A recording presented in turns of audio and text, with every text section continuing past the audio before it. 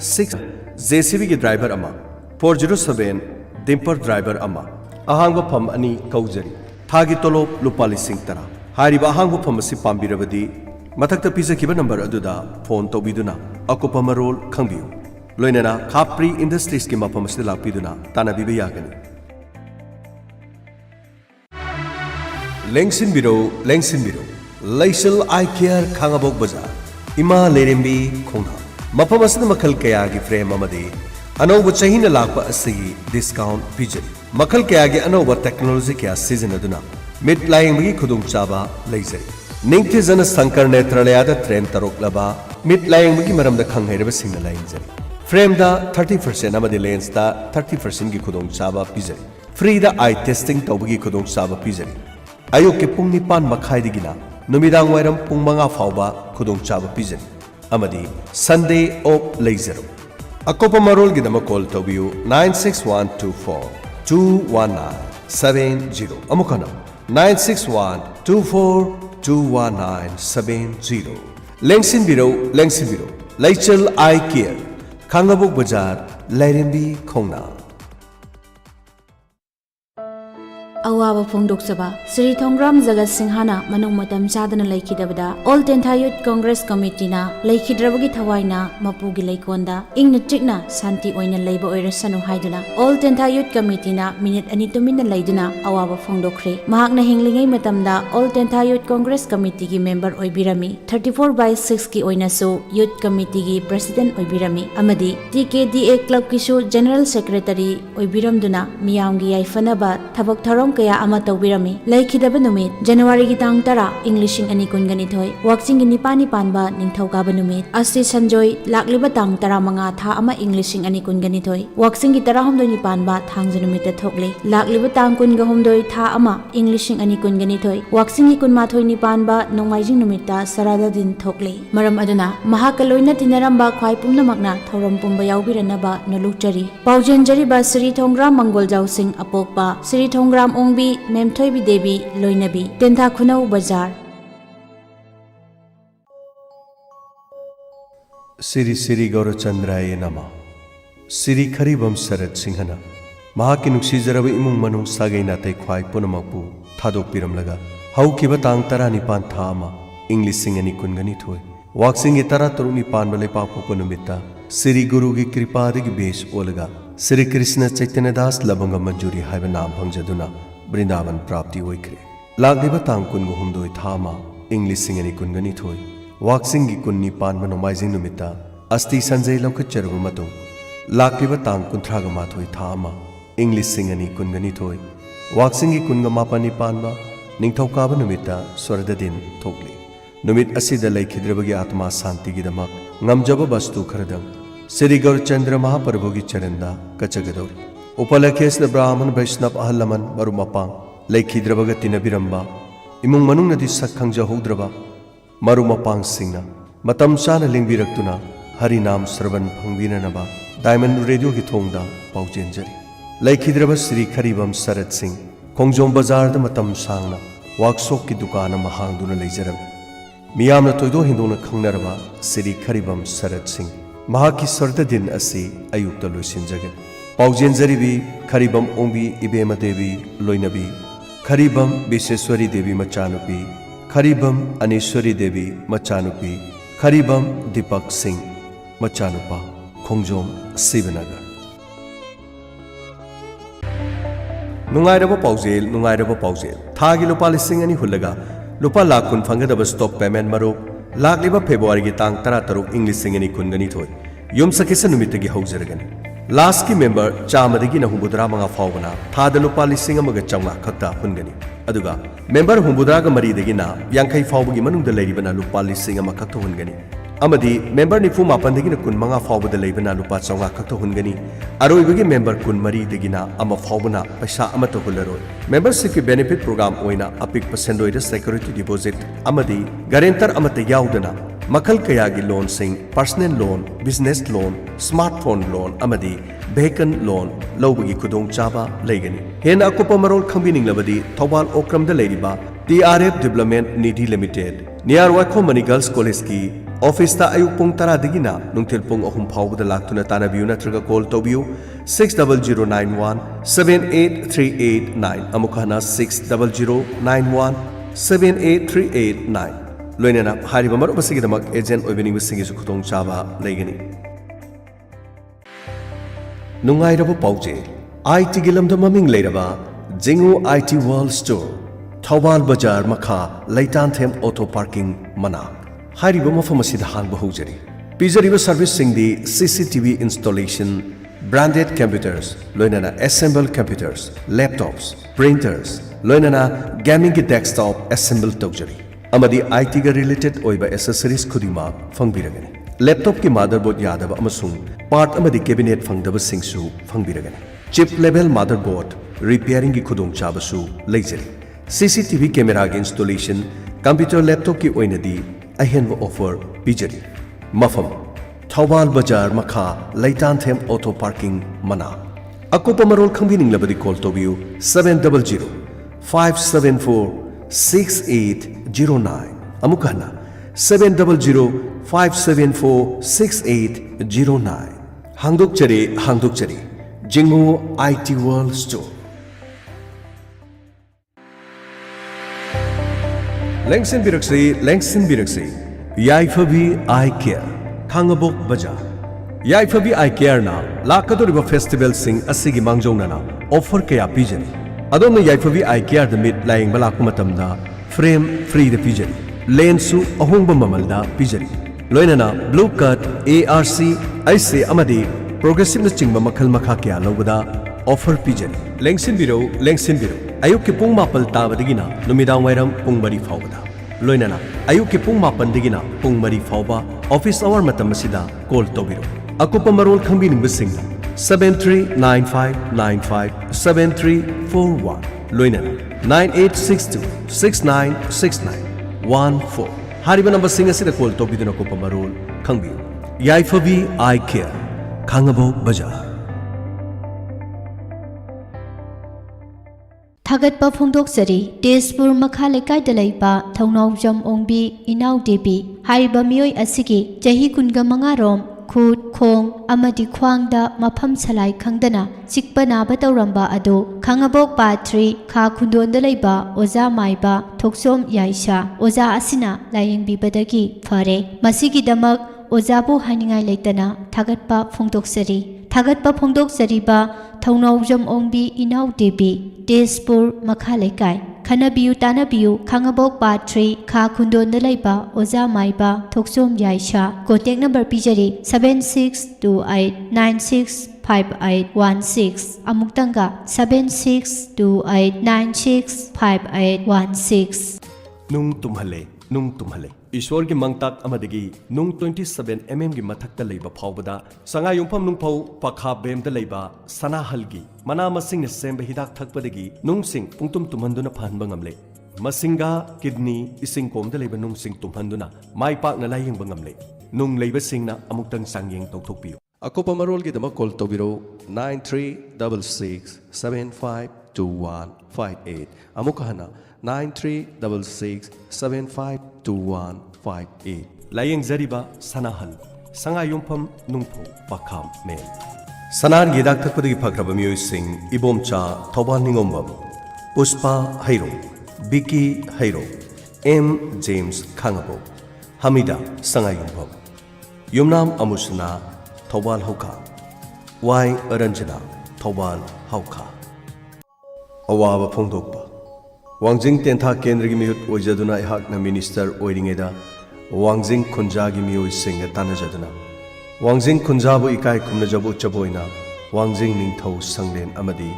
मियाम तिनफम संगलेन हाइबदी gallery कचदुना सही की वांजिंग Ningthou लाइरेंबी हराउबगी थौगलोय ओइरिबी वांजिंग SK लेकाइदगी इमा माइबी अहंथेम सरोजिनी लेमना मनुंग मतम चादना लैना अमदगी चलिबा था सिगी तांग मरीदा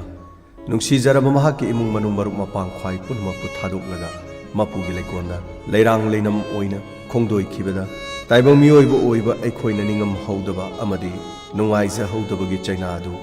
मियामदा अवाबा फोंदोकचबगी पाउजे डायमंड रेडियो की मतेंग लौजरगा पिजरी अवाबा फोंदोकचरिबा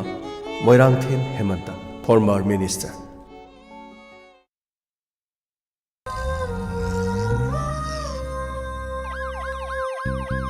Lakle lakle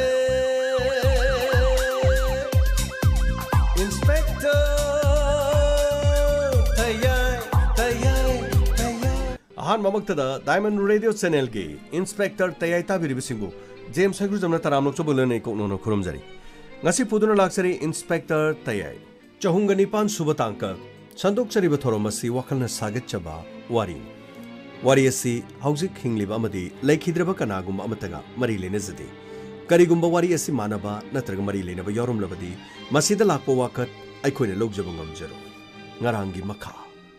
driver tombabuna makhut punjalaga machin punjalaga gadi da thamlam police ta haidol labadi na pureba sigani haiduna kehalam ki upai leitabadagi police ta su pau pikiti mafam maduda nomai ani ahum kapkibado manak nakpada leriba outpost ki police ki miyoi singsu yum aduda kari torobagi haiduna sangsilaga hangate aikhoina su tamluti aikhoina tamlurabadi ipurebagi thawai mangadra haiduna kibadagi tamkidaba adabu ipurebadu kamdobagi haiduna aikhoi pakhatuna laiki matam aduda makhoina phone toroki ipurebaga wari sananki ipurebana matam aduda tamlakpada mahakki makhut ado makhoida khut alaga phuge haina toruba adudagi thangna makhuttu lenthatli haiduna China ga loina na aingonda hairaki matam aduda phone munki lupa lakh kyang khai hairambadagi crore amairaki aina phana khomjilaga lupa lakh kundi makhoina haiba mafam maduda aina satki mafam maduda nupi ema thawai sa sadana angang ama makuta samlaga paisa loba thoraki nupi aduna paisa lawkibaga madugi matungdagi phone su torokidri ipuroiba kadaida leibagi haibasu aujik phawba khangba ngamti upai lektre sir aikhoina haibani haiba wafam masi khanghandana sar khoina amukta khungul libiba yaroidra itema karigida moto wafam adu lotuna thambiribana makhoina fana hairabasu aikhoi deite makhoina phone do rabasu hairakadaban makhoige khungul lina bahona gadaban kadai makhoigi number singa dodi ibo sida lere aduga tamodi phone pukibro madi phone pukidi adudi phone toronglu singa dodi makhoigi number sidi hong dana torokpa aduga te makhoina tawbadadi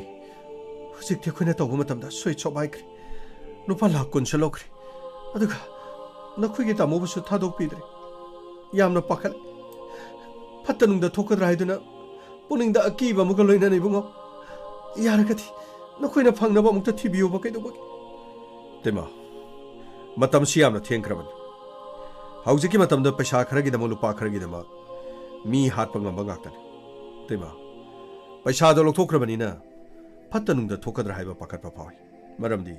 miyoi singa do tamona khangambe yai tamona khanglam lo taragadi soidana tamona mo haidorokani haiduna makhoina kibi yai hadunadi yamna luba haibu duwari ha tamugi masadadi numit aduda sokkibagido mangmaina khetlanba mane kitang khetkibani yamna sokpadi nati adubu mahana hairapagi matunginadi mahaki makhutu thangna lenthatle haiba wadudi hairakibani pare ite mana paisa thilumo mafam adudi ibungo barun singkhongdagi makhoina khamo haiduna khamlaga makhoina lambi mathang taklaga madudagi khoina chatkibani maduna tapkadi anakpa daiduda makhoi leitrabasu maduga irap lamnadana makhoi legani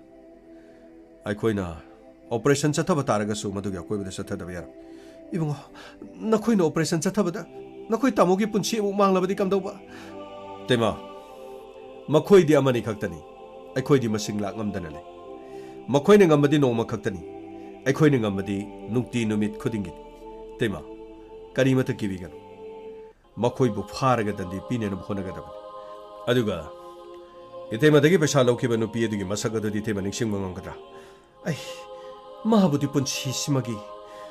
aina mahabu kawu ngamloi mana thawa isa sadaduna makhut angang ama samlaga paisa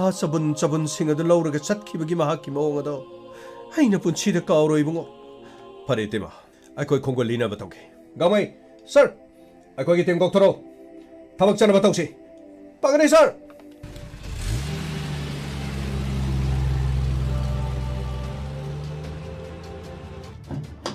Come khara thoro mafam asida demand tor question pham mafam asida pinaki ari adurgadi mafam asida pesa loriba mi sing adu soidan mari lenaram ga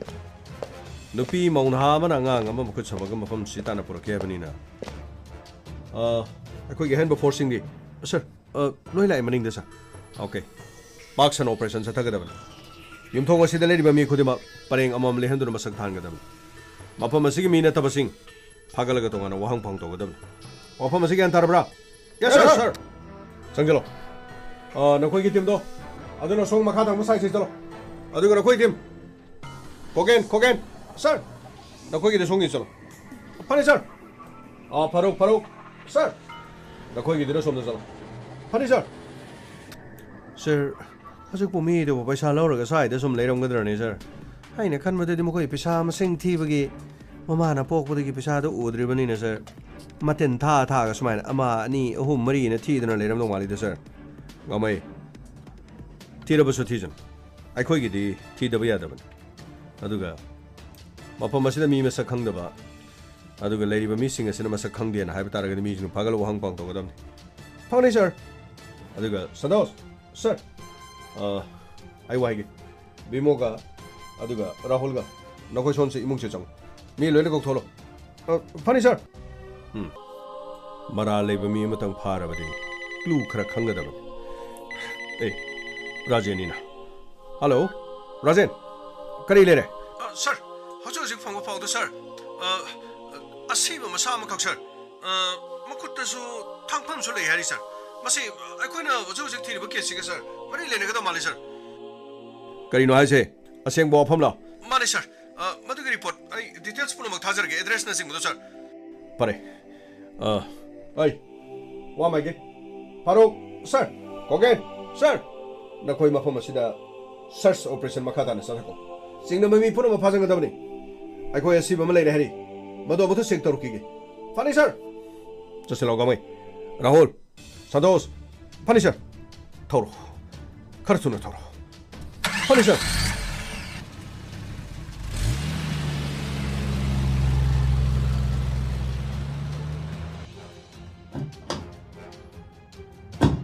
Kom dro. Mẹ kita 동생. kita. Koi sir lai, kita 동생. Sir. Sina lai sir. Sidi Gopal Das ki masan. Oi thang ki sina. Masi numit kharani koire. Kori mit hidal ang thak to bida male. Ye thang ki sisho. Oh my god. Masa da su bukshep thabak. Yamna thina torture to bujani. Kaya mo yamna nungay tabajan. Masina takodi masaga nungay na daba yamna laman kumaga marili na ba dugo matawdom chenam damal. Asuk yamna to sir su to bida. Gamay sir pau pi khrabra. Sir pikre mafam sa lani sir. Sir gari bulaya sir. Like hidrabagi nupi thobishna wara mo. Tamo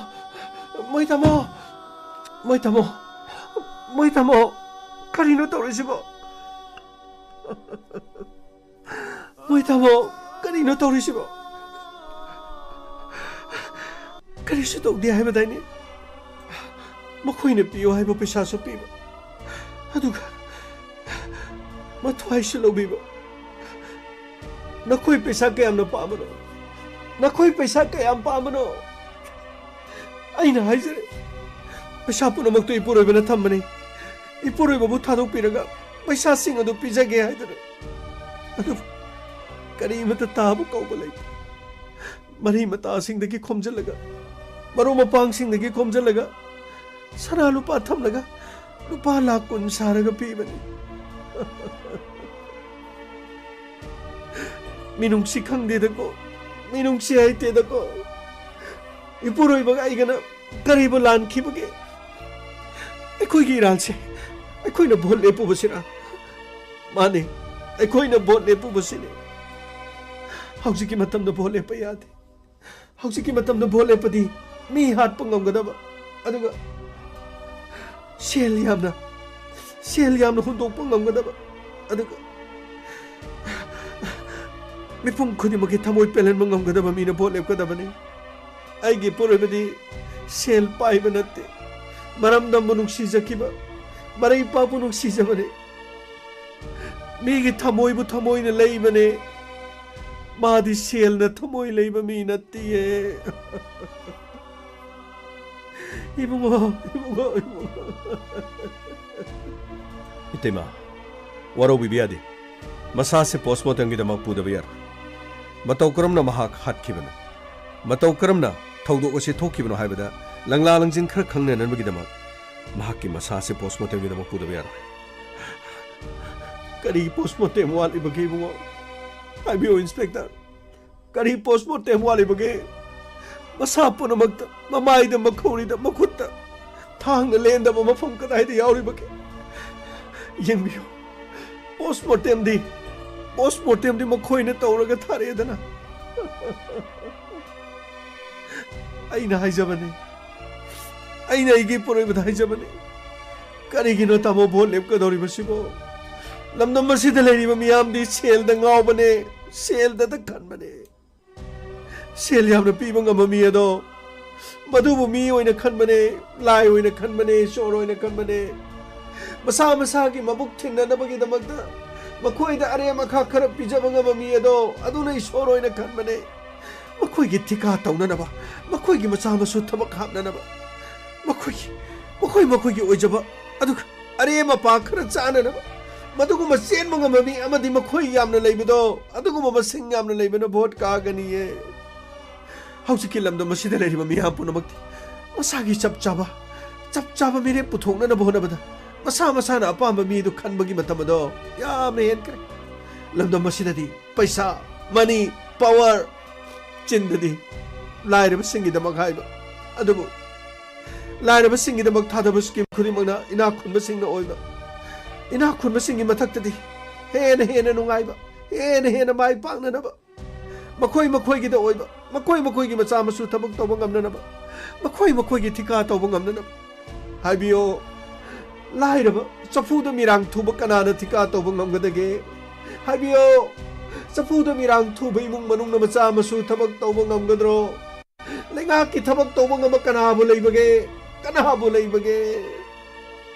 ꯑꯆꯨꯝꯕ ꯈꯔ ꯐꯪꯅꯅꯕ ꯑꯆꯨꯝꯕ ꯈꯔ ꯇꯧꯅꯅꯕꯒꯤꯗꯃꯛ ꯃꯍꯥꯛꯀꯤ ꯃꯔꯝꯗ ꯃꯍꯥꯛꯀꯤ ꯃꯔꯩꯕꯥꯛꯀꯤꯗꯃꯛ ꯀꯌꯥꯗ ꯋꯥꯅ ꯍꯣꯠꯅꯖꯈꯤ ꯑꯗꯨꯕꯨ ꯇꯥꯃꯣ ꯅꯪꯅ ꯈꯟꯖꯈꯤꯕ ꯅꯪꯅ ꯃꯪꯖꯈꯤꯕ ꯃꯪꯂꯥꯟ ꯑꯗꯨꯗꯤ ꯃꯪꯐꯥꯎꯅꯗꯅ ꯄꯨꯝꯅꯃꯛ ꯑꯗꯣ ꯊꯋꯥꯏꯒ ꯈꯨꯠꯁꯤꯟꯅꯕꯒ ꯆꯞ ꯃꯥꯟꯅꯅ ꯊꯣꯛꯈ꯭ꯔꯦ ꯑꯩꯗꯤ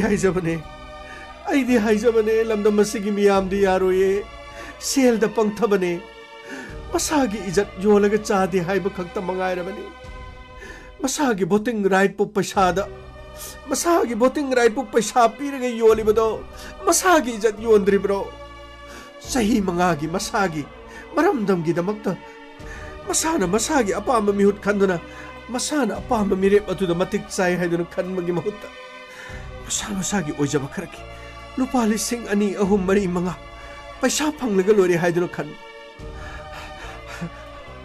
ꯃꯣꯏ ꯇꯥꯃꯣ ꯀꯔꯤ ꯊꯣꯛꯑꯦ ꯑꯩꯅ ꯍꯥꯏꯖꯕ ꯄꯨꯝꯅꯃꯛꯇꯣ ꯃꯈꯣꯏ ꯇꯥꯃꯣꯅ ꯑꯃꯠꯇ ꯇꯥꯕꯤꯈꯤꯗꯦ ꯃꯣꯏ ꯇꯥꯃꯣꯗꯤ ꯆꯠꯈ꯭ꯔꯦ ꯂꯝꯗꯝ ꯑꯁꯤꯒꯤ ꯃꯣꯠꯂꯕ ꯁꯦꯡꯗꯣꯛꯄꯤꯅꯕ ꯂꯩꯇ꯭ꯔꯕ ꯑꯃꯣꯠ ꯑꯀꯥꯏꯇꯅ ꯊꯜꯂꯕ ꯂꯝꯗꯝ ꯑꯁꯦ ꯃꯁꯤ ꯍꯨꯟꯗꯣꯛꯇꯨꯅ ꯆꯠꯈ꯭ꯔꯦ ꯃꯣꯏ ꯇꯥꯃꯣ ꯅꯍꯥꯛꯅ ꯅꯤꯡꯖꯔꯝꯕ ꯅꯪꯒꯤ ꯃꯪꯂꯥꯟ ꯑꯗꯣ ꯃꯪꯐꯥꯎꯅꯅꯕꯒꯤꯗꯃꯛ ꯑꯃꯨꯛꯇꯗꯤ ꯊꯋꯥꯏ ꯌꯥꯎꯗ꯭ꯔꯕ ꯍꯛꯆꯥꯡ ꯑꯁꯤꯗ ꯊꯋꯥꯏ ꯌꯥꯎꯗꯅ ꯑꯩꯕꯨ ꯊꯣꯏꯕꯤꯁꯅꯥ ꯑꯩꯕꯨ ꯑꯃꯨꯛꯇꯪ ꯀꯧꯔꯛꯈꯣ ꯀꯔꯤꯒꯤꯅꯣ ꯅꯤꯡꯉꯥꯏꯗꯅ ꯇꯨꯝꯂꯤꯗꯨ ꯀꯔꯤꯒꯤꯅꯣ ꯅꯪꯒꯤ ꯅꯔꯩꯕꯥꯛꯁꯤꯒꯤ ꯅꯪꯒꯤ ꯄ꯭ꯔꯖꯥ ꯃꯌꯥꯝꯅ ꯅꯍꯥꯛꯄꯨ ꯉꯥꯏꯔꯤꯌꯦ ꯁꯦꯜ ꯌꯦꯟꯗꯕ ꯑꯣꯏꯖ ꯑꯣꯏꯊꯛ ꯊꯤꯗꯕ ꯑꯆꯨꯝꯕ ꯇꯧꯕ ꯃꯤꯌꯥꯝꯒꯤꯗꯃꯛꯇ ꯑꯐꯕ ꯇꯧꯕ ꯃꯤꯌꯥꯝꯒꯤꯗꯃꯛꯇ ꯂꯦꯞꯂꯛꯀꯗꯕ ꯅꯍꯥꯛꯄꯨ ꯃꯤꯌꯥꯝꯅ ꯃꯉꯛ ꯊꯥꯡꯒꯠꯇꯨꯅ ꯉꯥꯏꯔꯤ ꯀꯔꯤꯒꯤꯗꯃꯛꯇ ꯁꯦꯟꯖꯥ ꯊꯨꯝꯖꯥꯇꯅ ꯊꯜꯂꯕ ꯃꯁꯥꯒꯤ ꯑꯣꯏꯖꯕꯇꯪ ꯊꯜꯂꯕ ꯃꯤꯑꯣꯏꯁꯤꯡ ꯑꯁꯤꯅ ꯀꯔꯤꯒꯤ ꯏꯂꯦꯛꯁꯟꯗ ꯃꯥꯏ ꯄꯥꯛꯀꯗꯧꯔꯤ ꯃꯥꯏ ꯄꯥꯛꯈ꯭ꯔꯕꯁꯨ ꯃꯁꯥꯒꯤ ꯌꯦꯡꯒꯅꯤ ꯃꯁꯥꯒꯤ ꯃꯔꯤ ꯃꯇꯥ ꯃꯁꯥꯒꯤ ꯏꯃꯨꯡ ꯃꯅꯨꯡꯅ ꯊꯤꯀꯥ ꯄꯥꯟꯅꯅꯕ ꯑꯗꯨꯒ ꯑꯔꯥꯛꯄ ꯁꯦꯟꯐꯝꯁꯤꯡ ꯑꯗꯨꯅ ꯃꯊꯪ ꯍꯣꯏ ꯇꯥꯃꯣ ꯗꯦꯜꯂꯤꯗ ꯐ꯭ꯂꯦꯠ ꯂꯧꯗꯕ ꯒꯨꯋꯥꯍꯥꯇꯤꯗ ꯂꯝ ꯂꯩꯗꯕ ꯀꯔꯝꯕ ꯑꯆꯧ ꯑꯁꯥꯡ ꯂꯩꯔꯤꯕꯒꯦ ꯃꯈꯣꯏ ꯇꯥꯃꯣ ꯈꯛꯇꯅꯤ ꯏꯇꯩꯃ ꯃꯇꯝ ꯑꯁꯤ ꯊꯦꯡꯖꯤꯟꯈ꯭ꯔꯦ ꯑꯉꯥꯡꯁꯥ ꯒꯥꯔꯤ ꯂꯥꯛꯕ꯭ꯔꯥ ꯁꯥꯔ ꯒꯥꯔꯤ ꯂꯩ ꯁꯥꯔ ꯏꯇꯩꯃ ꯑꯃꯨꯛꯇ ꯂꯤꯡꯈꯠꯄꯤꯁꯤ ꯄꯣꯁꯃꯣꯔꯇꯦꯝ ꯇꯧꯔꯒ ꯀꯔꯤ ꯀꯔꯤ ꯂꯩꯕꯒꯦ ꯍꯥꯏꯕꯗꯣ ꯑꯩꯈꯣꯏ ꯁꯣꯏꯗꯅ ꯌꯦꯡꯁꯤꯟꯖꯒꯦ ꯏꯇꯩꯃꯅ ꯃꯇꯝꯁꯤ ꯈꯔ ꯃꯥꯡꯍꯟꯈ꯭ꯔꯦ ꯑꯉꯟꯕ ꯃꯇꯝꯗ ꯑꯩꯈꯣꯏꯗ ꯄꯥꯎ ꯑꯁꯤ ꯄꯤꯔꯝꯂꯕꯗꯤ ꯇꯥꯃꯣꯒꯤ ꯊꯋꯥꯏ ꯀꯟꯕ ꯉꯝꯂꯝꯕꯁꯨ ꯌꯥꯏ ꯆꯨꯝꯃꯦ ꯃꯗꯨ ꯄꯨꯝꯅꯃꯛꯇꯣ ꯑꯆꯨꯝꯕ ꯉꯥꯛꯇꯅꯤ ꯑꯩꯅ ꯑꯩꯒꯤ ꯏꯄꯨꯔꯣꯏꯕꯕꯨ ꯌꯥꯝꯅ ꯅꯨꯡꯁꯤ ꯃꯥꯕꯨ ꯐꯠꯇ ꯅꯨꯡꯗ ꯀꯔꯤꯒꯨꯝꯕ ꯈꯨꯗꯣꯡꯊꯤꯕ ꯑꯃꯠꯇ ꯊꯣꯛꯍꯟꯕ ꯄꯥꯝꯗꯦ ꯑꯩꯅ ꯈꯜꯂꯤ ꯑꯩꯅ ꯄꯨꯂꯤꯁꯇ ꯇꯥꯛꯂꯨꯔꯕꯗꯤ ꯄꯨꯂꯤꯁꯅ ꯃꯈꯣꯏꯒꯤ ꯈꯣꯡꯒꯨꯜ ꯂꯤꯔꯛꯀꯅꯤ ꯃꯈꯣꯏꯒꯤ ꯈꯣꯡꯒꯨꯜ ꯂꯤꯔꯕꯗꯤ ꯄꯨꯂꯤꯁꯇ ꯇꯥꯛꯊꯣꯛꯏ ꯇꯝꯊꯣꯛꯏ ꯍꯥꯏꯗꯨꯅ ꯑꯩꯒꯤ ꯄꯨꯔꯣꯏꯕꯗ ꯈꯨꯗꯣꯡꯊꯤꯕ ꯊꯣꯛꯄ ꯌꯥꯏ ꯍꯥꯏꯅ ꯈꯟꯈꯤ ꯑꯗꯨꯕꯨ ꯏꯕꯨꯡꯉꯣ ꯑꯩꯒꯤ ꯏꯐꯝꯗꯒꯤ ꯀꯔꯤ ꯄꯥꯝꯃꯤ ꯅꯈꯣꯏꯅ ꯑꯩꯒꯤ ꯏꯐꯝꯗꯒꯤ ꯑꯄꯥꯝꯕ ꯀꯦꯁ ꯑꯁꯤ ꯄꯨꯊꯣꯛꯅꯅꯕꯒꯤꯗꯃꯛ ꯑꯩꯕꯨ ꯀꯔꯤ ꯇꯧꯖꯧ ꯍꯥꯏꯕꯒꯦ ꯑꯩꯉꯣꯟꯗ ꯄꯨꯝꯅꯃꯛꯇꯣ ꯂꯣꯏꯅ ꯇꯥꯛꯄꯤꯌꯨ ꯑꯩꯒꯤ ꯄꯨꯟꯁꯤꯗ ꯊꯣꯛꯂꯤꯕ ꯑꯋꯥꯕꯁꯦ ꯃꯁꯤ ꯄꯨꯝꯅꯃꯛ ꯏꯔꯝꯗꯝ ꯑꯁꯤꯗ ꯂꯩꯔꯤꯕ ꯅꯨꯄꯤꯁꯤꯡ ꯑꯗꯨꯒ ꯂꯣꯏꯖꯤꯡ ꯂꯣꯌꯥꯗ ꯂꯩꯔꯤꯕ ꯁꯍꯔꯗ ꯂꯩꯔꯤꯕ ꯄꯨꯝꯅꯃꯛꯁꯤꯡ ꯑꯁꯦ ꯇꯨꯡꯒꯤ ꯃꯤꯔꯣꯟ ꯀꯌꯥ ꯃꯤꯌꯥꯝꯒꯤꯗꯃꯛ ꯆꯣꯡꯊꯣꯔꯛꯀꯗꯕ ꯃꯤꯑꯣꯏꯁꯤꯡꯗ ꯑꯁꯤꯒꯨꯝꯕ ꯈꯨꯗꯣꯡꯊꯤꯕꯁꯦ ꯁꯣꯏꯗꯅ ꯊꯣꯛꯂꯛꯈꯤꯒꯅꯤ ꯃꯗꯨ ꯊꯣꯛꯇꯅꯕꯒꯤꯗꯃꯛ ꯑꯩꯉꯣꯟꯗ ꯊꯣꯛꯈꯤꯕ ꯊꯧꯗꯣꯛꯁꯤꯡ ꯑꯗꯣ ꯃꯥꯡꯖꯧꯅꯅ ꯃꯈꯣꯏ ꯄꯨꯝꯅꯃꯛꯇ ꯈꯪꯍꯟꯒꯅꯤ ꯑꯗꯨꯒ ꯃꯈꯣꯏꯅ ꯈꯣꯡꯐꯝ ꯑꯃ ꯑꯆꯦꯠꯄ ꯈꯣꯡꯐꯝ ꯑꯃꯃꯝꯗ ꯂꯦꯞꯅꯅꯕ ꯃꯗꯨ ꯑꯩꯅꯁꯨ ꯍꯣꯠꯅꯒꯅꯤ ꯍꯥꯏꯌꯨ ꯅꯈꯣꯏꯒꯤ ꯇꯥꯃꯣꯒꯤ ꯂꯃꯟ ꯈꯨꯝꯅꯅꯕ ꯑꯩ ꯀꯔꯤ ꯇꯧꯖꯧꯒꯦ ꯏꯇꯩꯃ ꯑꯩꯈꯣꯏꯅ ꯇꯉꯥꯏꯐꯗꯕꯁꯤꯡ ꯏꯇꯩꯃꯗ ꯑꯩꯈꯣꯏꯅ ꯍꯪꯂꯛꯄꯁꯤꯡ ꯏꯇꯩꯃꯅ ꯆꯨꯝꯅ ꯈꯨꯝꯕꯤꯌꯨ ꯍꯧꯖꯤꯛꯇꯤ ꯃꯔꯥ ꯂꯩꯕ ꯃꯤꯑꯣꯏꯁꯤꯡ ꯑꯗꯨ ꯐꯥꯔꯒ ꯇꯥꯃꯣꯕꯨ ꯍꯥꯠꯈꯤꯕ ꯃꯤꯁꯤꯡ ꯑꯗꯣ ꯗꯟꯗꯤ ꯄꯤꯕ ꯑꯩꯒꯤ ꯊꯕꯛ ꯏꯇꯩꯃꯅ ꯈꯖꯤꯛꯇꯪ ꯉꯟꯅ ꯑꯩꯈꯣꯏꯗ ꯄꯥꯎꯁꯤ ꯄꯤꯔꯝꯂꯕꯗꯤ ꯃꯁꯤ ꯊꯣꯛꯑꯣꯏꯗꯕꯅꯤ ꯑꯗꯨꯕꯨ ꯏꯇꯩꯃ ꯄꯨꯝꯅꯃꯛ ꯍꯧꯈ꯭ꯔꯦ ꯍꯧꯖꯤꯛꯇꯤ ꯏꯇꯩꯃ ꯆꯦꯛꯁꯤꯟꯅ ꯂꯩꯕꯤꯌꯨ ꯏꯇꯩꯃꯅ ꯇꯉꯥꯏꯐꯗ꯭ꯔꯕꯗꯤ ꯏꯇꯩꯃꯒꯤ ꯄꯨꯟꯁꯤ ꯀꯟꯅꯅꯕꯒꯤꯗꯃꯛ ꯏꯇꯩꯃꯒꯤ ꯌꯨꯝꯒꯤ ꯃꯃꯥꯡꯗ ꯑꯩꯈꯣꯏ ꯄꯨꯂꯤꯁ ꯒꯥꯔꯤ ꯑꯃꯁꯨ ꯈꯥꯝꯗꯨꯅ ꯊꯝꯖꯒꯦ ꯏꯕꯨꯡꯉꯣ ꯏꯇꯩꯃꯒꯤꯗꯤ ꯀꯔꯤꯁꯨ ꯈꯟꯕꯤꯔꯨꯅꯨ ꯑꯩꯗꯤ ꯁꯤꯕ ꯀꯤꯕ ꯅꯠꯇꯦ ꯁꯤꯕꯕꯨ ꯌꯥꯝꯅ ꯄꯥꯝꯅ ꯂꯩꯖꯔꯕꯅꯤ ꯑꯩꯗꯤ ꯏꯆꯥꯁꯤꯡ ꯑꯁꯤꯒꯤ ꯈꯟꯕꯒꯤ ꯋꯥꯅꯤ ꯑꯗꯨ ꯅꯠꯇ꯭ꯔꯕꯗꯤ ꯑꯩꯗꯤ ꯏꯄꯨꯔꯣꯏꯕꯒꯤ ꯃꯇꯨꯡ ꯏꯟꯈ꯭ꯔꯕꯁꯨ ꯌꯥꯏ ꯐꯔꯦ ꯏꯇꯩꯃ ꯑꯗꯨꯒ ꯏꯇꯩꯃ ꯇꯥꯃꯣꯒꯤ ꯅꯝꯕꯔ ꯑꯩꯈꯣꯏꯅꯁꯨ ꯂꯧꯖꯔꯦ ꯏꯇꯩꯃ ꯑꯗꯨꯒ ꯀꯣꯜ ꯇꯧꯔꯛꯈꯤꯕ ꯃꯤꯒꯤ ꯅꯝꯕꯔ ꯑꯩꯈꯣꯏꯗ ꯂꯩꯖꯔꯦ ꯃꯈꯥ ꯇꯥꯕꯁꯤ ꯑꯩꯈꯣꯏ ꯁꯣꯏꯗꯅ ꯄꯨꯊꯣꯛꯅꯕ ꯍꯣꯠꯅꯒꯦ ꯄꯥꯎ ꯍꯦꯛ ꯂꯩꯕꯒꯤ ꯏꯇꯩꯃꯗ ꯑꯩꯈꯣꯏ ꯄꯥꯎ ꯄꯤꯖꯔꯛꯀꯦ ꯑꯗꯨꯒ ꯄꯣꯁꯃꯣꯔꯇꯦꯝꯒꯤ ꯔꯤꯄꯣꯔꯠ ꯂꯥꯛꯄꯒ ꯑꯩꯈꯣꯏ ꯑꯊꯨꯕ ꯃꯇꯝꯗ ꯏꯟꯚꯦꯁꯇꯤꯒꯦꯁꯟ ꯆꯠꯊꯅꯕ ꯍꯣꯠꯅꯒꯦ ꯑꯗꯨꯒ ꯏꯇꯩꯃ ꯆꯦꯛꯁꯤꯟꯅꯗꯤ ꯂꯩꯕꯤꯌꯨ ꯐꯠꯇꯕ ꯃꯤꯑꯣꯏꯁꯤꯡꯗꯨ ꯃꯈꯣꯏꯅ ꯈꯜꯂꯤꯕ ꯋꯥꯈꯜ ꯑꯗꯨꯒ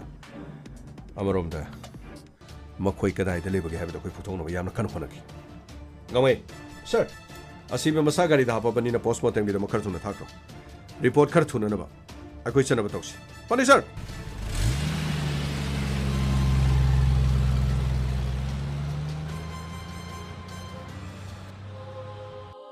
ꯁꯥꯔ ꯑꯝꯇ ꯆꯪꯖꯔꯒꯦ ꯆꯪꯉꯣ ꯁꯟꯇꯣꯁ ꯀꯔꯤ ꯔꯤꯄꯣꯔꯠ ꯂꯩ ꯁꯥꯔ ꯅꯨꯃꯤꯠ ꯈꯔꯅꯤꯒꯤ ꯃꯃꯥꯡꯗ ꯒꯣꯄꯥꯜꯗꯥꯁꯀꯤ ꯐꯦꯃꯤꯂꯤꯗ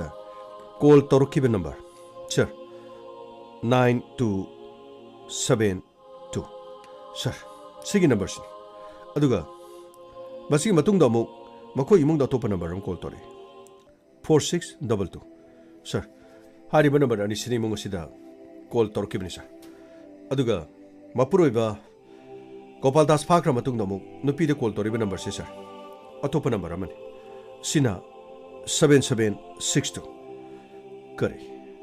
ꯑꯗꯨꯗꯤ ꯐꯣꯟ ꯑꯁꯤꯒꯤ ꯔꯦꯖꯤꯁꯇ꯭ꯔꯦꯁꯟ ꯀꯅꯥꯗ ꯂꯩꯕ ꯁꯥꯔ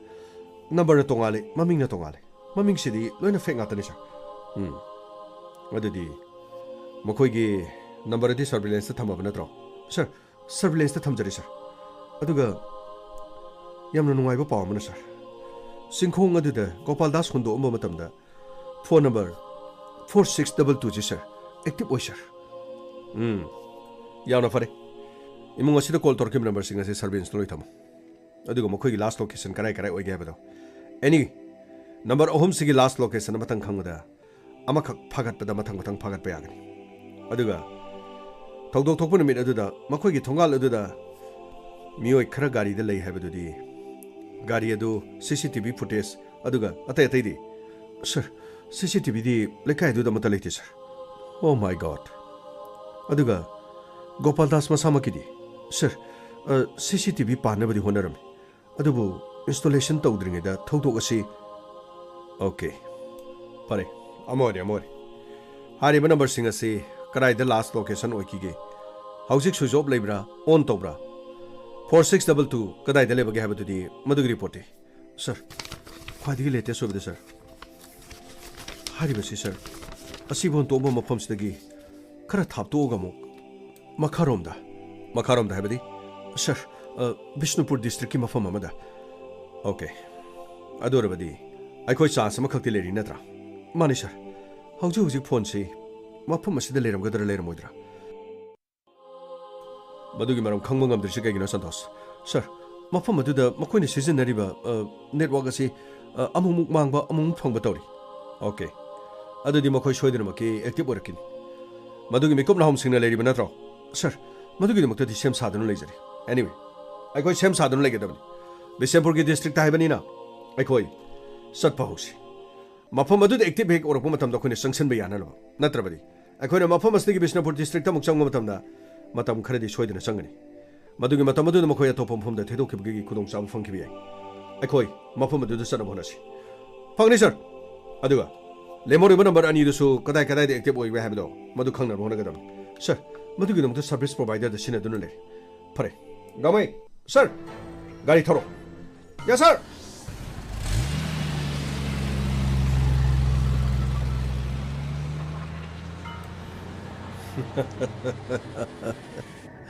ꯑꯄꯪꯕ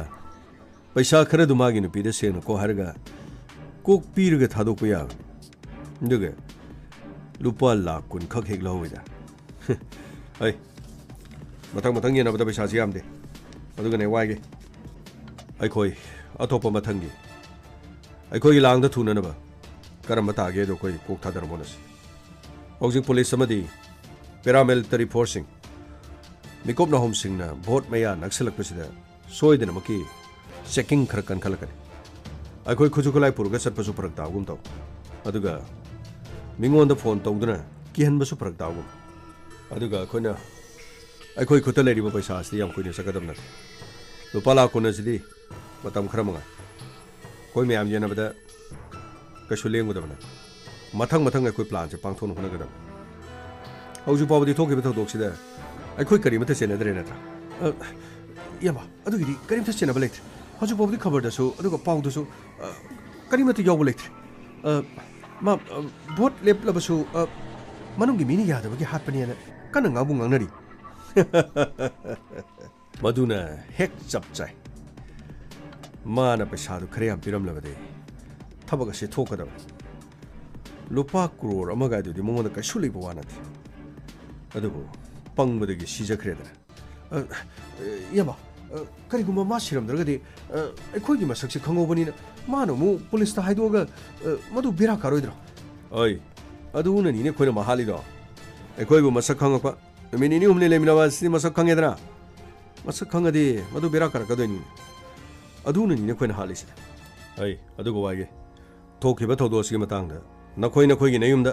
ꯅꯈꯣꯏꯒ ꯈꯪꯅꯕ ꯃꯤꯁꯤꯡꯗ ꯀꯅꯥ ꯑꯃꯠꯇꯗ ꯋꯥꯁꯦ ꯍꯥꯏꯕ ꯌꯥꯕ ꯅꯠꯇꯦ ꯀꯔꯤꯒꯨꯝꯕ ꯋꯥꯐꯝ ꯑꯁꯤ ꯈꯖꯤꯛꯇꯪ ꯂꯤꯛ ꯑꯣꯏꯈ꯭ꯔꯕꯗꯤ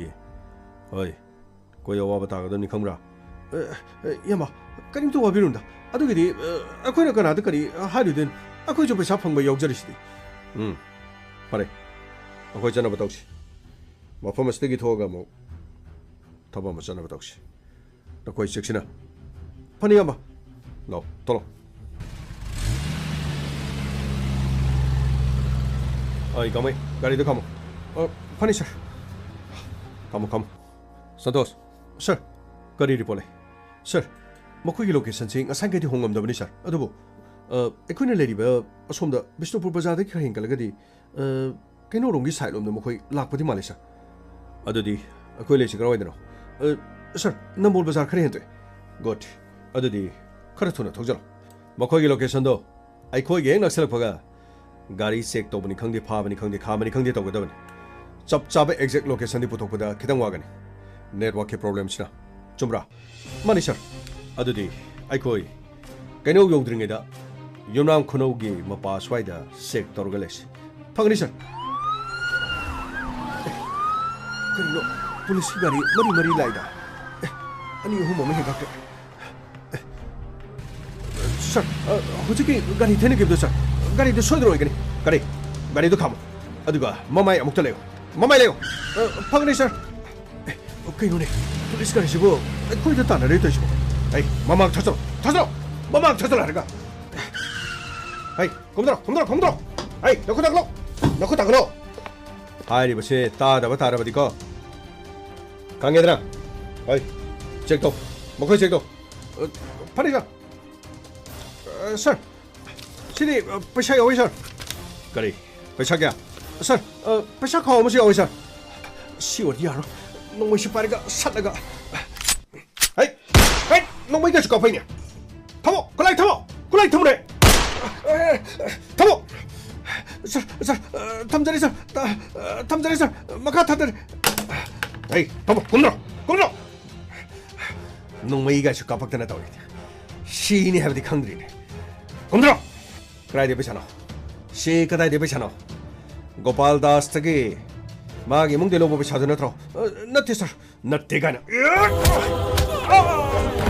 아유 아침은 시행은 아니네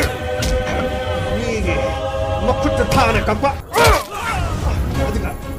너 거기 뭐가래 화전 분철가 낸 참단바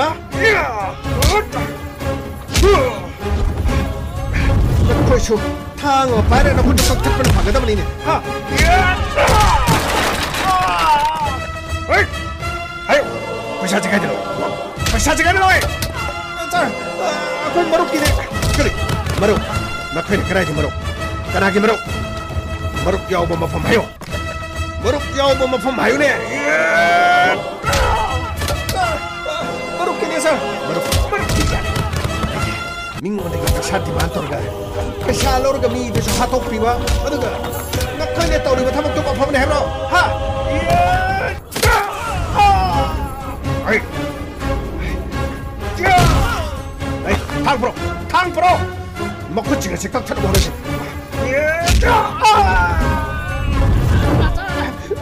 아이 나카네 미 먹고 따디 얀데야 봐 먹어 나 kucingnya boros dah, bro. 나 kucingnya boros maka. 나 당근. 나 kucingnya 당근로네. 니 이게 뭐 그때 탕 내나 어디가?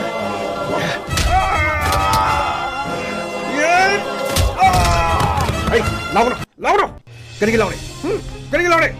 니 이게 뭐 그때 탕 내다 봐. 감독이. 나 거기는 그때다. 탕 마사시는 까먹 내면 감독이. Sir कोई पुछी तरी मत कर बियो न कोई पुछी कर बियो न कोई ने मी म हाथ की बदे मी अदन पुछी कर बियो हाइद्रो सर ए हाइद ब्रो सर हाइरगा मी ददी कर बिदबा नत्रो अदुगा न कोई ने कलो हाइबा ये हाइद ब्रो लाउरो पैसा सिक्राइ लो हायो पैसा सिकदाइ दिगि लोगे नखोइना पैसा सिगि दमक नत्रो नखोइना मी हाले बदो पैसा सिगि दमक नत्रो अदुदि नखोइसो पैसा सिगि दमक सिबदि करि सुकाइ देना पैसा सिगि दमक नखोइसो सिब करि सुकाइ दे ओइ नखोइना मी मगे पुन्सि लोइसनबा नखोइना वादना सुदना तौसिनबा हंगलाइ असेंबसु नतबा सासिनबा नखोइना तौखिबा अदुगी मदुगी मतिक चाबदो सोइदना फंगने सर कइनो गमाइ सर ngasi디 क्रिनोंता हाइजेगेबा सर मखोइसे सर ngasi디 स्टेशनदा पोरगोमसेदा सर करिगिनो गमाइ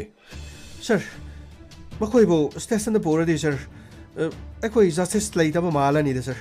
माथोक हानागिसो लैसो हाइबाबो सर मखोइसे सर हातोखिबदि करि गाइगे सर गमाइ ꯑꯩꯈꯣꯏꯅ ꯃꯐꯝ ꯑꯁꯤꯗ ꯇꯧꯔꯤ ꯊꯕꯛꯁꯦ ꯑꯔꯥꯞꯄꯗ ꯂꯩꯔꯤꯕ ꯂꯧ ꯁꯨꯔꯤꯕ ꯃꯤꯁꯤꯡ ꯑꯗꯨꯒ ꯃꯐꯝ ꯑꯁꯤꯗ ꯂꯩꯔꯤꯕꯁꯤꯡ ꯎꯈ꯭ꯔꯕꯅꯤ ꯑꯩꯈꯣꯏ ꯃꯗꯨꯒꯤ ꯊꯕꯛꯇꯨ ꯇꯧꯕ ꯌꯥꯗꯦ ꯃꯈꯣꯏ ꯃꯁꯥꯅ ꯇꯧꯖꯔꯤꯕ ꯊꯕꯛ ꯑꯗꯨꯒꯤ ꯃꯁꯥꯒꯤ ꯃꯔꯥꯜ ꯃꯈꯣꯏꯅ ꯐꯪꯖꯒꯗꯕꯅꯤ ꯆꯂꯣ ꯆꯂꯣ ꯑꯩ ꯒꯥꯔꯤꯗ ꯄꯨꯈꯠꯂꯣ ꯑꯁ ꯍꯥꯠꯂꯗꯤ ꯐꯒꯗꯧꯅꯤꯗ ꯀꯔꯤꯅꯣ ꯈꯪꯗꯦꯗ ꯃꯈꯨꯠꯇ ꯊꯥꯡꯅ ꯂꯦꯝꯕꯅꯗꯤ ꯀꯔꯤ ꯇꯧꯒꯅꯤ ꯑꯁ ꯑꯩꯒꯤ ꯊꯥꯡ ꯃꯆꯥꯁꯤꯅꯀꯣ ꯀꯔꯤꯅꯣ ꯃꯥꯒꯤ ꯈꯨꯕꯥꯛꯇꯒꯤꯅ ꯀꯔꯤꯅꯣ ꯁꯦꯒꯥ ꯐꯥꯎꯕ ꯊꯥꯡꯅ ꯊꯤꯜꯂꯒ ꯆꯤꯡꯅꯤꯡꯕꯅꯤꯀꯣ ꯈꯪꯒꯅꯤꯀꯣ ꯅꯣꯏ ꯒꯥꯃꯩ ꯒꯥꯔꯤ ꯊꯧꯅꯕ ꯇꯧꯁꯤ ꯕꯤꯃꯣ ꯁꯔ ꯑꯣꯏ ꯁꯟꯇꯣꯁ ꯁꯔ ꯍꯧꯒꯠꯂꯣ ꯃꯈꯣꯏ ꯂꯣꯏ ꯄꯨꯟꯁꯤꯜꯂꯣ ꯁꯔ ꯂꯣꯏ ꯂꯣꯏꯖꯔꯤ ꯁꯔ ꯆꯠꯁꯤ ꯊꯧꯔꯣ ꯐꯪꯅꯤ ꯁꯔ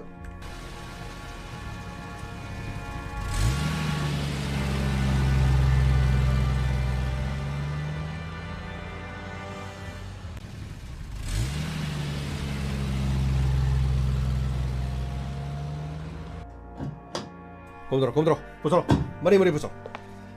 ꯃꯤ ꯎꯁꯤꯠꯇꯕ ꯅꯈꯣꯏ ꯃꯉꯥꯏ ꯃꯤꯉꯣꯟꯗ ꯔꯦꯟꯁꯝ ꯇꯥꯟꯕ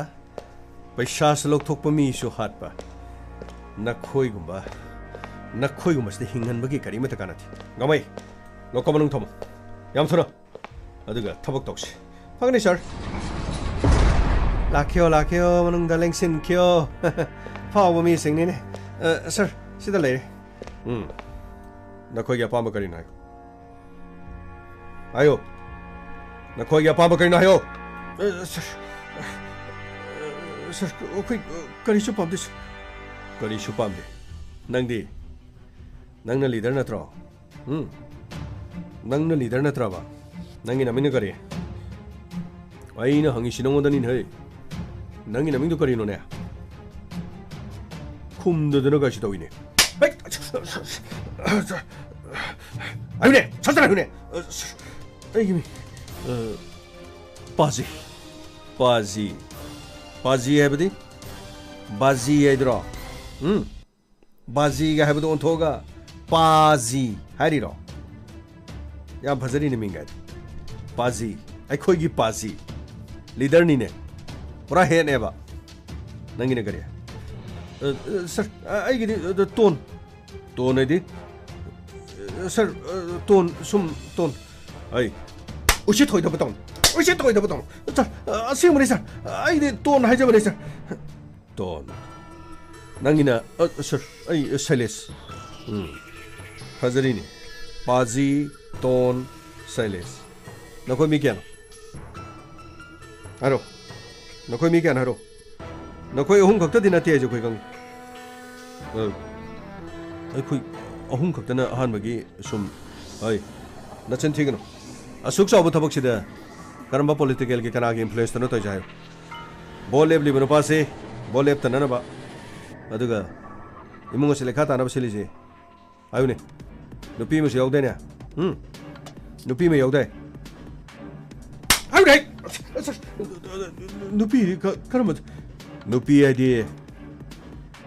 토비 샤나나 पैसा लुपा लाख कुन पुदुना लाकुदा अंगांग अमा मखुदु समदुना 토비 샤나데기 लौखिबे लुपा लाख कुन 누피 मना लोबनिद्रा 누피 दु काई देनो माय ममिंग करी मफम मसिदा सरेंडर तोन गयाब्रा अखोइगी 누피 पुलिस टीम न महापु लोखलुबा नखोइने मफम दु तागा हारो sir Modi थबा दुगिदमक ngahaktung nekpani kari lupa la kun lorsu haidna migi mapurbe phajalaga thamaga madu paisa do lobi rula ona nupi neba hayo nupi dugi mami hayo hey chai chadring hayo ne sir leima leima aise mafam adu dagira नखोई party से कोपरे लो करीनो secretary रो नत अय नखोई leader से वाई ngang देने नखोई लीडर से वांग दिस मन कगिनो हा असुक चाव थबा म तबदंग साइदे इन हंगी वफम सिंसे चै सागिरो चै सागिरो अखोई पैसा खरा दरकार लेबेगे थबा से कोने तौजके ए नोई पैसा दरकार ले दिए नोई काय नोमै नोई पाइदुबो नोमै दबो लुपा लिसिंग मारी मंगाना फंग्रो क्राय दिनो Hey, hayo. Nakoy gi mi sing loina phagadri ba paw nakoy lem na to. Ai na hari bas. Sai shara ga to kan. Gamay, sir. Mi maming party gi mami. Makoy gi kem kadai de aron ma leiba. Aduga ona maksinga da koy khang na bhona ga da. Santosh, sir. Ai wa hai. Ngasi de hing tum dana phu ga da. By chance akoy gi khota sigra ga so makhota nong mai ma pisalaga game asida gi chen bohona badgi no maina kapne haidra haige da sir akoy kar chen jar ai tumile adu gai waige phuba yaba phuro matung da makho sing ase thori punjalaga mathak sida yanka kadam tumba matamda leibak da leimai da tuman be thori de yalaga masado haira ga tuman ga makoy ne mi ma bu yamna tamthina yamna torture torga makoy ne hat kiba mado makoy shumai eksena khangen ga ai nakoy no pido leima mage le pamchno ko na ta kada maduga nakoy gi mobile si so koy gengsen ki mobile si manung da kari yaw call records kari yaw ai koy moni 4622 hariba number se kanana paibino Sados makhodi follow salabra sir loi nok sali sir phone do kana paibino do make sense to khangal hauji gi di ahan balo ka basit sang pagi thogal loina ngai hak tang thin bata Sados sir gamai sir hi you sir na hak tang thogal togdra Pagani sir. Lao này Santos lao này. Mi pha cái rau. Mình ngồi tại đây chăm tàn ba. Nó quay đi. Nó quay đi co. Mi cái mà con thang này ra mà nó quay. Ai này thang này khót cái này co.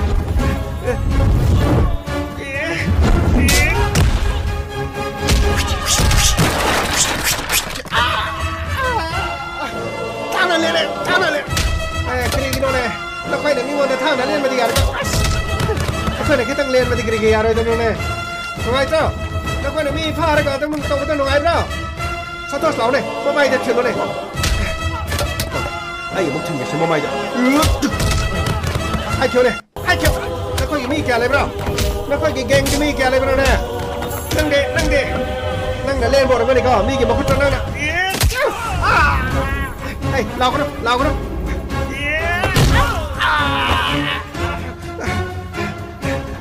Ni chừng đó hay nè, cana rồi nè, say ra tao to cái nè, nó khơi bỏ. Ni chừng đó hay nè. Hay chưa? Chắc hay không? Nó khơi cái mi kẹo lên đó hay chưa nè? Hay chưa cái sir? Cái này hay ba. Ni hay nè, chắc hay nè. Sao sao? Anh mà con pha cái nông chuyện đâu? Can tôi. Sir. Asing ba? Khơi ung cái này. Nó khơi ung cái này hay bây giờ chum rồi nè. Ha, chum rồi. Mà này, khơi ung cái này. Tôi phải cái nào xíu. Xin được cái पैसा kêu em phẳng cả. Khơi thắp một chút kia nè. Nó xem tôi thấy cái nó nè. Nó khơi này mi hà lệp đồ, vote lệp cái nó hai mi mà yarong cái này nè. Mà nó vote lệp tao nên là ba. Karino nó khơi này cái nào cái influence tao bên nó nè. Sao thế này nó khơi hai bên nuôi bên ta rồi. Ha. Nó khơi thì cái nào cũng mà insin mà mi mà xoay thì nó lên cái này mà có. Cái nào insin mà hay không? Cái nào insin mà đâu? Cái nào bất insin mà nó. Sir, mà khơi thì mà chân sinh rồi nè sir. Election cái mà đi lấy nó bắt đi mà lấy đâu sir. Mà khơi hôm nào party xem mà đi hai bữa xíu. Gamay. Mà chân sinh rồi mà khơi. Ahing sung lep tao nó phô cái đó. Marak sida nupi da so koina phagana phonas aduga tabaga sida makoy hung khong oro kana gi khujawi politics ka mari leina bra haibu koi khang na phona gadam makoy na hairaga koi ne hekte irai laina thato ko da bana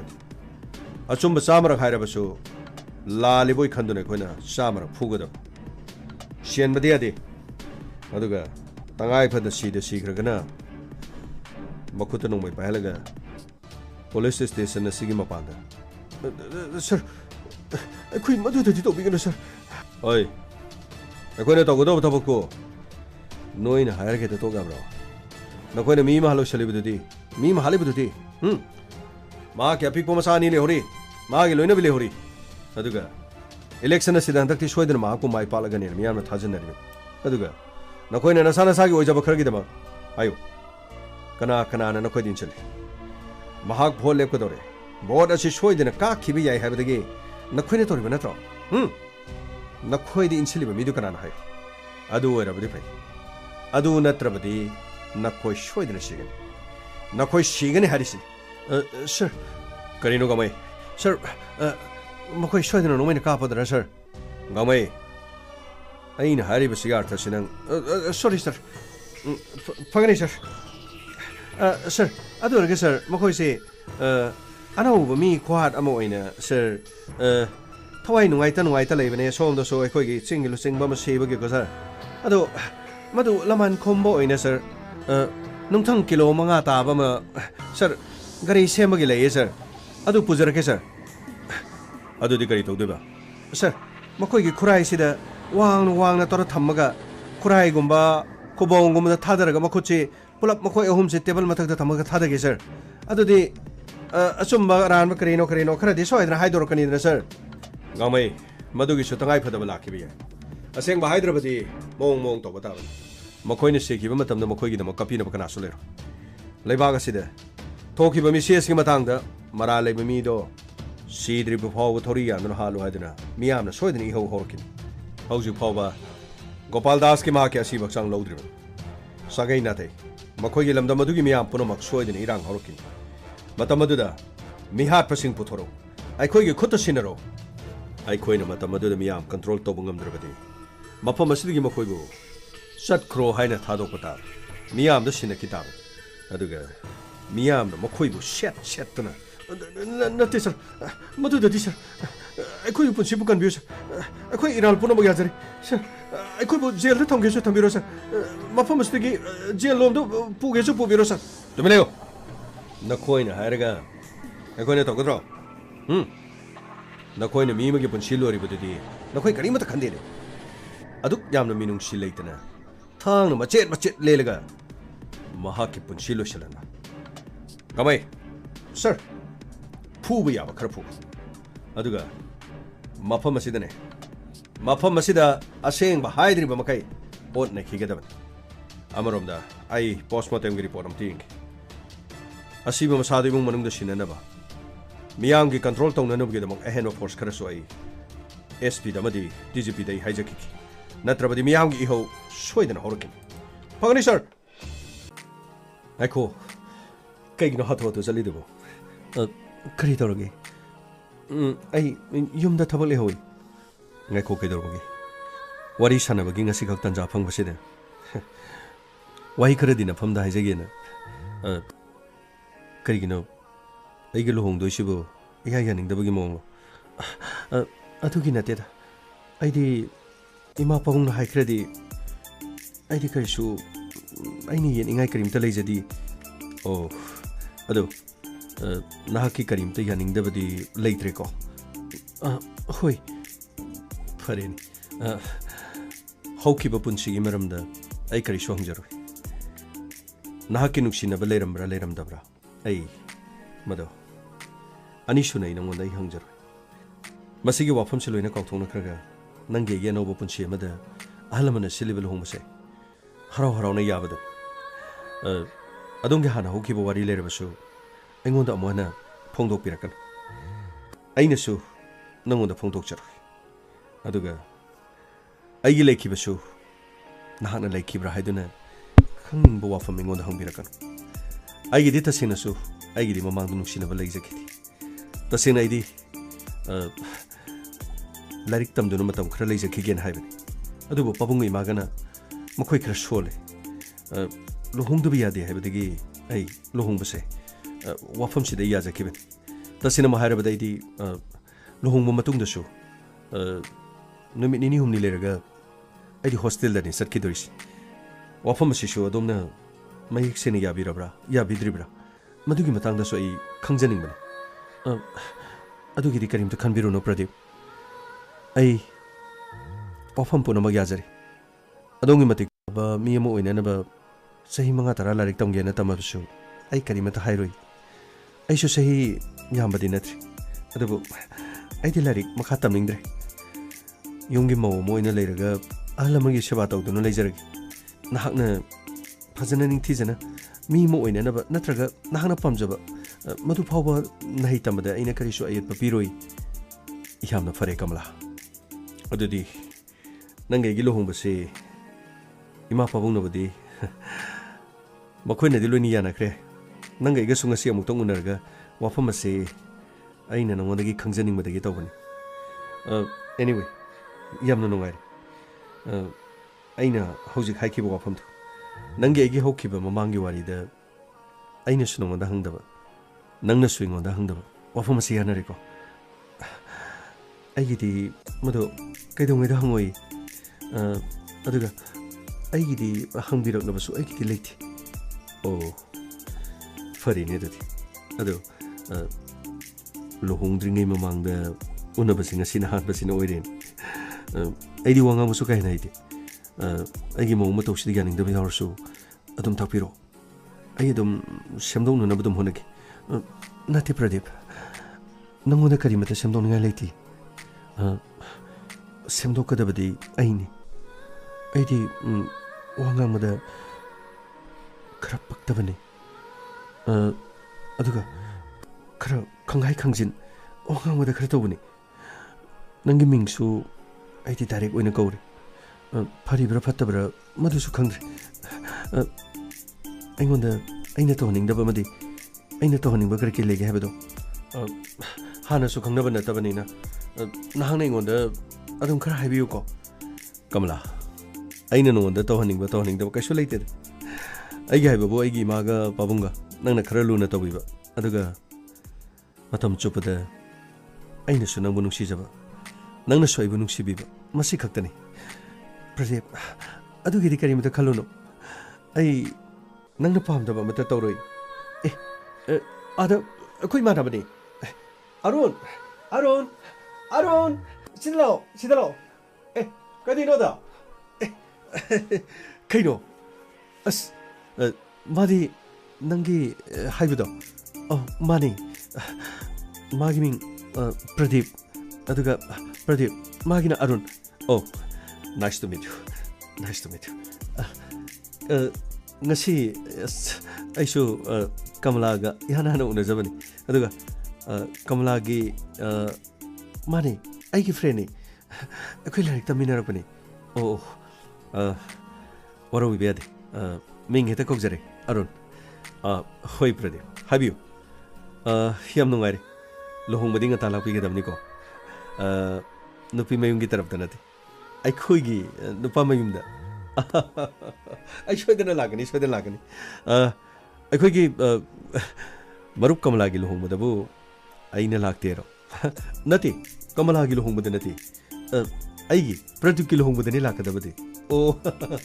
okay ꯑꯩ ꯁꯣꯏꯗꯅ ꯂꯥꯛꯀꯅꯤ ꯐꯔꯦ ꯑꯗꯨꯗꯤ ꯉꯁꯤ ꯃꯐꯝ ꯑꯁꯤꯗꯁꯨ ꯁꯛꯈꯪ ꯃꯥꯏꯈꯪꯅꯔꯦ ꯂꯨꯍꯣꯡꯕ ꯂꯣꯏꯔꯒ ꯑꯃꯨꯛ ꯑꯩꯈꯣꯏ ꯆꯥꯛꯂꯦꯟ ꯑꯃ ꯁꯤꯜꯂꯒ ꯑꯩꯈꯣꯏꯒꯤ ꯌꯨꯝꯗ ꯐꯅꯤ ꯄ꯭ꯔꯗꯤꯞ ꯑꯩ ꯁꯣꯏꯗꯅ ꯂꯥꯛꯆꯒꯅꯤ ꯀꯃꯂꯥ ꯑꯗꯨꯗꯤ ꯅꯈꯣꯏ ꯉꯥꯛꯇꯪ ꯂꯩꯍꯧꯔꯣ ꯑꯩ ꯊꯕꯛ ꯑꯃꯇꯪ ꯂꯩꯕ ꯆꯠꯊꯣꯛꯈꯤꯒꯦ ꯐꯔꯦ ꯑꯗꯨꯗꯤ ꯑꯩꯈꯣꯏ ꯂꯩꯍꯧꯈꯤꯒꯦꯀꯣ ꯕꯥꯏ ꯕꯥꯏ ꯑꯁ ꯑꯩꯈꯣꯏ ꯏꯃꯥꯟꯅꯕꯁꯦ ꯃꯕꯨꯛ ꯌꯥꯝꯅ ꯐꯈ꯭ꯔꯖꯥꯠꯅꯤ ꯂꯨꯍꯣꯡꯕ ꯂꯣꯏꯔꯒꯅꯦ ꯑꯩꯈꯣꯏꯅ ꯆꯥꯛ ꯆꯔꯥ ꯑꯃ ꯆꯥꯁꯦꯅ ꯁꯣꯏꯗꯅ ꯆꯥꯛ ꯀꯣꯛꯁꯤꯀꯣ ꯀꯧꯔ ꯂꯣꯏꯔꯦ ꯀꯩꯅꯣ ꯅꯪꯒꯤ ꯏꯃꯥꯟꯅꯕꯗꯤ ꯑꯩꯒꯤꯁꯨ ꯏꯃꯥꯟꯅꯕꯅꯤ ꯄꯣꯁꯃꯣꯔꯇꯦꯝꯒꯤ ꯔꯤꯄꯣꯔꯠ ꯑꯁꯤꯒꯤ ꯃꯇꯨꯡ ꯏꯟꯅ ꯁ꯭ꯇ꯭ꯔꯦꯡꯒꯨꯂꯦꯁꯟ ꯃꯈꯧꯔꯤ ꯃꯦꯠꯄ ꯊꯥꯡꯅ ꯂꯦꯟꯕꯗꯒꯤ ꯏ ꯌꯥꯝꯅ ꯊꯣꯛꯄꯗꯒꯤ ꯁꯤꯕ ꯃꯗꯨꯗꯒꯤ ꯃꯊꯪ ꯇꯣꯔꯆꯔ ꯇꯧꯗꯨꯅ ꯒꯣꯄꯥꯜ ꯗꯥꯁꯀꯤ ꯄꯨꯟꯁꯤ ꯂꯣꯏꯁꯤꯟꯕ ꯀꯣꯖ ꯑꯣꯐ ꯗꯦꯠ ꯏ ꯌꯥꯝꯅ ꯊꯣꯛꯄꯗꯒꯤ ꯁꯤꯕ ꯂꯨꯔꯤꯕꯁꯤ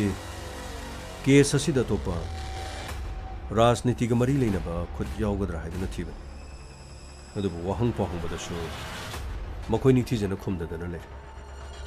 सर वफम अमदा सर करेगे राजे सर हारिबा मीसिंगसी मखोई अहुम खंगना थोंदोकसिदी थोनबो मानदे सर मसी अतोप मी यौरंगदबो माले सर राजेन इलेक्शन में यानी ने कोइना इलेक्शन ग मरी लेनरंगदरा हाइनि येंबो युवा Hi there. लेरमदुक्सी I'm Tessa. अदुबु Kanana खंगरी me Amna vote लेपक मतमदा Hana vote कारिबा नत्रगा vote लंबा नरिबा सिंगना अनौब लेपलिबा मी अदुदा मिनुंगसी लेबदी खर वाटकन मरमदी हौजिगी मतमदा भोट हाइबस्ती करबानीदना भोट तौरगा महाकी खुंगंदु सेमगे भोट तौरगा महाकी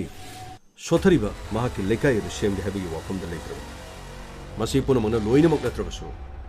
अया अमन वाखल अममदा ला भोट हाइबदी ठिका हाइबा तसेंगना हाइबदा ठिका तो वयाना ननुगिदमकता भोट लेपलक ब्रा हाइबा वाफमसे अचुम्बु वाफम अमोशल अमसु ठिका नि हाइरदि सीबना बकीत्र अदुरबदी ठिका तो वयाना ननुगिदमकता भोट लेपलिब्रा भोट लेप याना ननुगिदमक ठिका तौरिबा अमोरे लेखिद्रब गोपाल दास शेल थुम पाइखलगिबा नहा अमक अदुबु लुपा लाख कुनसु लौथोपिरब मतुंगदा मपुनसिसु मांगनबा मसीदा लाखलिबा वाफम अदुदि गोपाल दास हालिबनिना गोपाल दासना मियोइसिंगदो सोइदर मसक खंगोयन हाइबदि गोपाल दास की नुपिनसु हारिबा मिसिंगदो सोइदर खंगन अदु नत्रबदि हाटपगि मरम ले मसक खंगिबदुना हातोरबि मसक खंगिदबोरबदि पैसादो लौरगा थादोपिरबसु एनीवे अमोरे येंग तारे अचुम बरान करीनो है नमदन पुथोपदा नुपी अदो अखोन ngasi फागतबदाय मागी मचिंदगे मो अतोप कना कना यौरंगदगे अमदि राजनीति मरी लेनब मी कना यौरंगदगे हैबदो खंगनब होनब तारे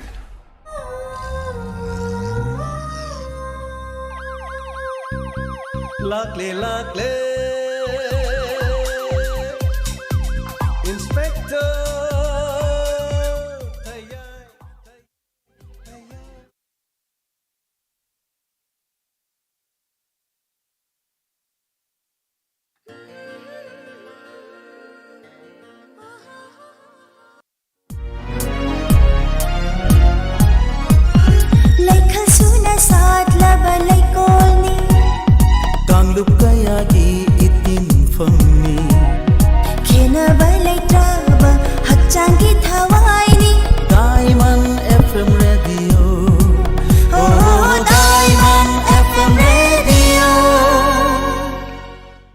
हौजिक ताबिख्रे इंस्पेक्टर तयाई थौरम असगी हंजन बताकक अमख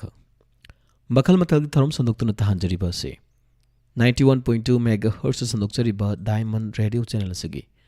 अनिसुबा थौरम परेंगनी हौजिक मिगुप खरेगी तुंगदा लांथोक्तुन तहंजरगनी मखल मथल की थौरम असगी मनुंग चैनल लाइव चैट ताबिदिंग इसगी थौरम अमदी तोंगान बा सेसक पसिंग खोंजलदा मखल मथल की सेसिंग थौरम असे लांथोक्चद्रिंगै अतेना ब्रेक मतंग लोमिनसे लोइनना यूट्यूब ताबीरब खुदिंगमक की ओइना अनोब पेज अमदमक चंगमिरक्तुना थौरम असida सरू याबिनबगिदमक नलokchari खंगहनजबा CBSE दा एफिलेट तौरबा ग्रेस कोटेज एकेडमी कक्सिंगी प्री नर्सरी दगी क्लास 9 फाउबगी ऑनलाइन क्लास हौकिबा जनवरी की तांग 10 दगी हौजख्री हाइरिबा क्लासिंग असिदा ममा मपा ओइबसिंगना अदोंगी अंगांग सिंगबु सुक्सोय सोइतना यावहनबियु अमदी जनवरी तादो अना लाइन लौजरोय प्री नर्सरी दगी क्लास 5 फाउबगी डे बोर्डिंग की खुदोंग साबसु पिजरी अयुक पुंग 3 दगी नुंथिल पुंग 3 फाउबा स्कूल असिगी बस सर्विस की खुदोंग साबसु थमजरी पलेल तेंथा खोंगजोम मानतक फुनाल वाबगाई कक्सिंग नुपी मसा अमदी नुपा मसा सिंगी बोर्डिंग की खुदोंग साबसु थमजरी गवर्नमेंट की अयाब हेक फंगबगा फिजिकल क्लास होंगनब थौरांग तौदन लेजरी अरोइबदा लोअर क्लास की ताकपी तंबिनबा ओजा नुपी अमख पामजै इंटरव्यू की मतमना लाक्लिबा जनवरी की तांग 19 पुंग 12 मखाई ताबदा पांगथोकसगनी खंगनजरीबा principal grace cottage academy Kakching करिगुम्बादोम अना लायंगबदा सेल यामना चंगबकी अवाबा मायोकनरबा अमदी अना लायंगबकी मतंगदा खंगनिंगबा इन्फॉर्मेशन कया फंगदबगी अवाबा मायोकनरबा वाबिरगनु इंडिया हेल्थ कार्ड एप की मतेंगना अना लायंगबदा पैसा संगबा हंथनबा अमदी अना लायंगबगा मरी लेनबा इन्फॉर्मेशन कया लाइन फंगबे यारे India Health Card ki membership oiba miyoi singda piriba kanava singdi ahanbada hospital, diagnostic center, dental care, optical store, pharmacy, medical equipment store, physiotherapy, home nursing care, ambulance service na singbada India Health Card ki membership oiba miyoi singna 10 to 30% ki discount fangba yai. Ani subada ana lain khaknatana beauty salon